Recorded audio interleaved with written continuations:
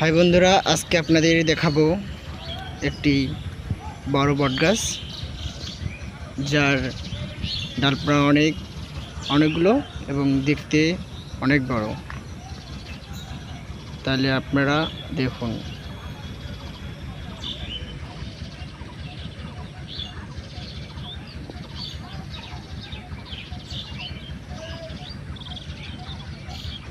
দেখুন বটগাছের ভিতরে যেন কি দেখা যাচ্ছে, একটু লক্ষ্য করলে আপনারা বুঝতে পারবেন সেখানে কি যেন রয়েছে।